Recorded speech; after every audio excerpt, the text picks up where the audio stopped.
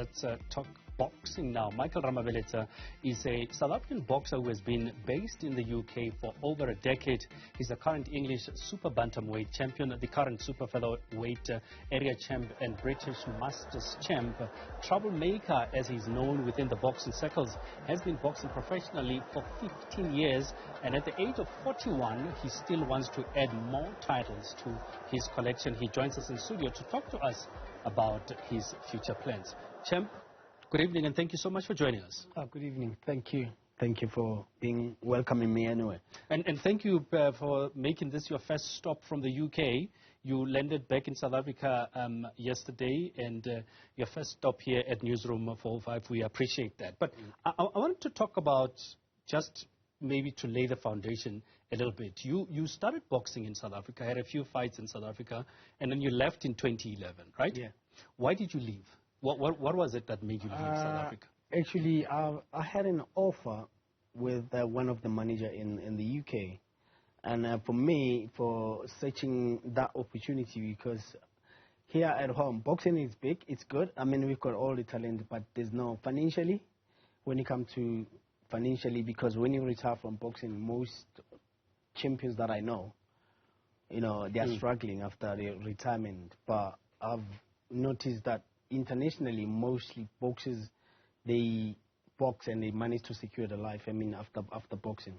Yeah. So was it purely from a career perspective to say, if I leave South Africa and go and stay in the UK, I will be able to make more money than I would have made in South Africa? Yeah. That was the plan. Is it a decision that, looking back 15 years later as a professional boxer, you feel that you made the right decision? 100%. I did make a good.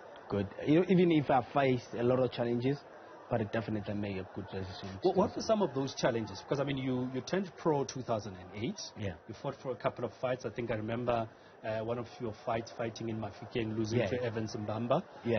And then you had another, and then you moved to the UK. What were some of the challenges, and how easy was it to make that decision? Because, I mean, and then you decide to go to a completely different world. Yeah, actually, what happened, I had a friend over there, we used to communicate all the time. I know that when you fight certain round, then this is how much they were getting paid. And I look at myself, I mean, by the time, the money that he was telling me, they were getting paid for 8 rounds, I was getting 1,000 rand, or maybe 8,000 rand, something like that. That was then. And 4 rounds in there, I was getting about 30,000. That was years ago. That's 4 rounds. Over 30,000 actually. So the challenges that I faced, it's just that coming as a foreign fighter, I was getting robbed a lot because robbed in terms of results or in terms of financially? Results. No, in terms of results. When it comes to financially, I was always. You're knowledge sharp. Yeah, I was always one person. When it comes to financially, I have to make sure that I'm getting paid what I worth. Whether you like it or not, whether it may come with your stories, doesn't work. This is boxing at the end of the day.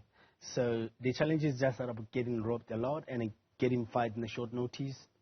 You go down and look at my record. People who don't understand, they may think I was getting beaten. But if I was getting beaten, I was going to retire.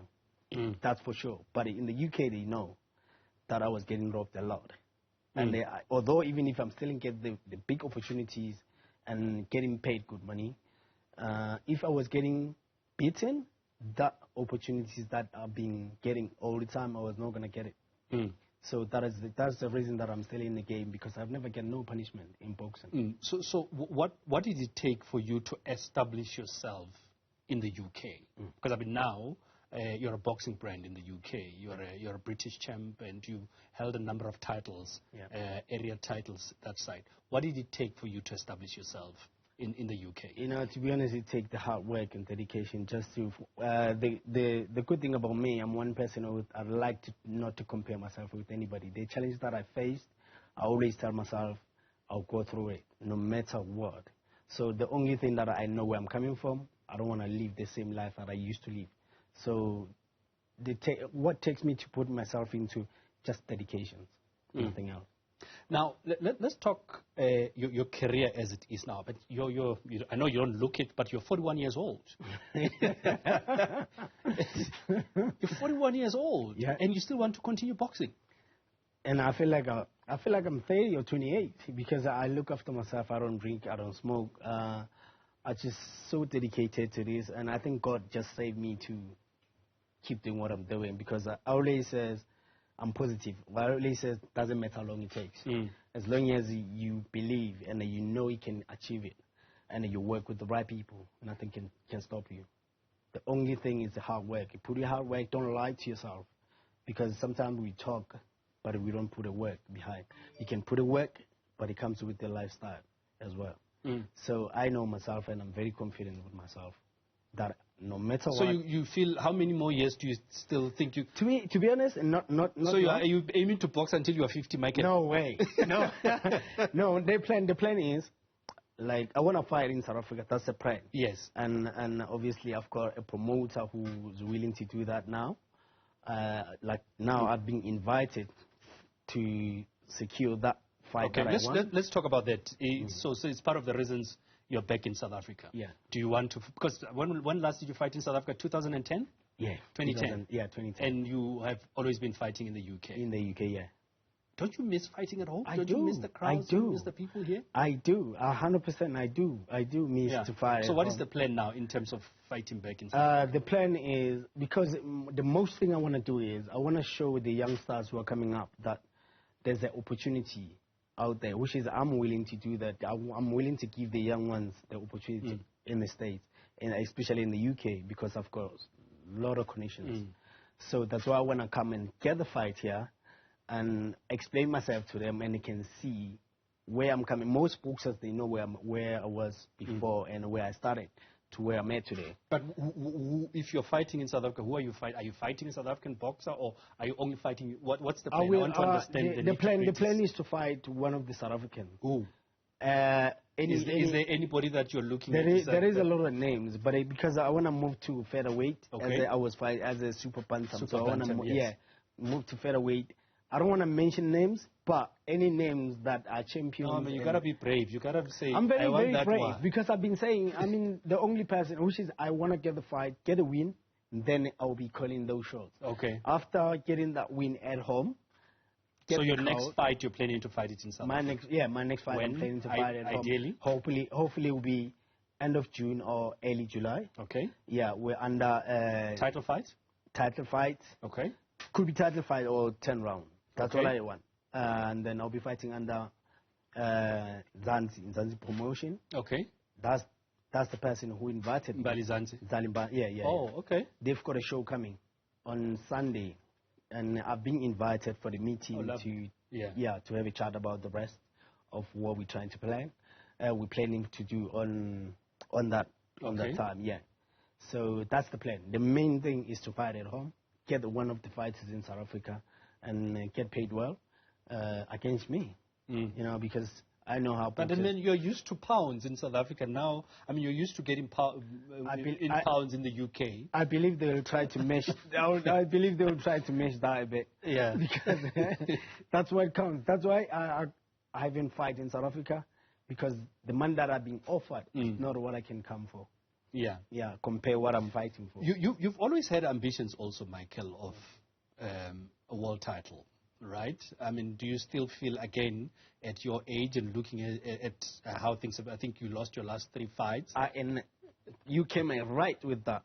My last 3 fights. That's why I said boxing is a policy, especially in the UK. Once I become a champion, winning, stopping these kids all, but on point, it's so hard they can give me a fight. I don't know what.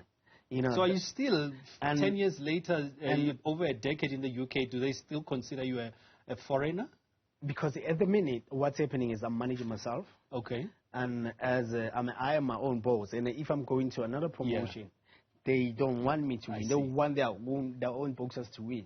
So that's only the problem. So if you don't knock them out, you're in trouble. If I don't knock them out at the minute, unless it's in a big stage where they can, they can't do anything about it. Yeah. Yeah. So you I mean, as your own boss now, are you looking at maybe promotions, getting more? I know you've helped a few boxers get fights in the UK and overseas. I mean, are you looking at formalizing this and starting a promotion where you will be taking youngsters and training them? That's the plan. And giving them fights? Yeah, that's the plan. Especially on this fight, we're trying to get.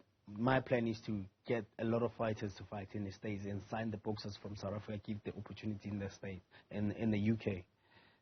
That's the pro. My main thing is to have the South African boxers to box in the UK, able to secure their finance, whatever the lifestyle, maybe hopefully. Because most, you know how boxers live in South Africa, get 100,000, they think they are rich, and they spend it, and they do that, running to buy the cars and stuff, and then all of a sudden, 2 years down the line, they don't have nothing. So my plan is to at least to give the guidance to them and give the opportunities in the UK, and I'm definitely capable to do that. Champ, thank you for coming through. We are unfortunately out of time. I guess we'll be talking to you around June, July, when you're preparing for your fight here in South Africa. Sure. All right, Michael Ramabeletsa, thank you very much for coming through.